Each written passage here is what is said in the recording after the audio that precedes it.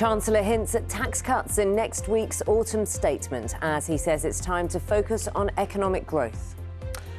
Good morning. Everton pay the penalty for financial mismanagement as they're handed a 10-point deduction in the Premier League and dropped from 14th into the relegation zone. Everton will be appealing.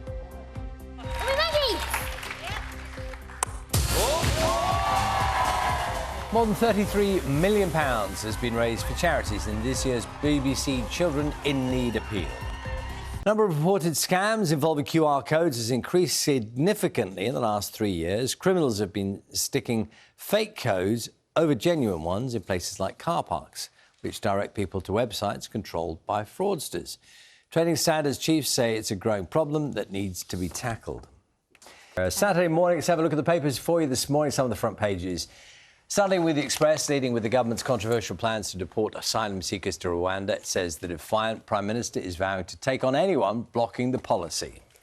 The Mirror quotes the boss of the energy firm Centrica on its front page, saying that he's warning households, which are already financially stretched, could struggle to pay their bills this winter. Penalty, you see the headline there, that's the Sun this morning reporting how football is in turmoil after Everton deducted points for breaching financial rules.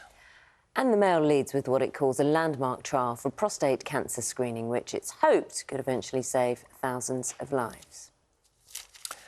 Just a couple of stories attracted my attention from the inside pages. This story, we often do stories about dog mess and clearing it up, don't we? Because it's disgusting. People, you know, even people whose dogs leave. I'm not going to disagree with you that it's disgusting. OK. So, do you want to talk about this or not? Is it not? Well, you've brought it up now. Morning? I'm kind of fascinated now. So, how can technology help with this issue is kind of the question. OK. And somebody somewhere, possibly in Edinburgh, is going to get what might be a slightly grim job, but important, is that they are now, in Edinburgh, they're now looking at the possibility of using DNA tests as part of the way to find out the owner of the dog who's left a poo in the park or on the street. So someone would have someone who works for the local authority would have the job of going round, picking up samples of the poo, which would then be matched with the owners who have previously entered their dog's DNA into a database system. So you can match them up, find the people whose dog is responsible for making the mess. The problem with, as with all of these things, is the responsible dog owners... Absolutely. ...are the ones that pick up the poop. Absolutely. The ones who don't pick up the poop are not going to put their dog's DNA on the system. system. So this is Edinburgh, and they say they're looking at the option seriously. Apparently, it's already been done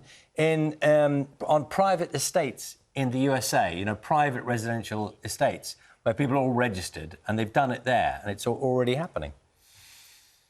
Well, it's a good idea. Yeah. It's a good idea. On an entirely different note, yes. Aardman, who make, obviously, Wallace and Gromit or whatever... I've seen this.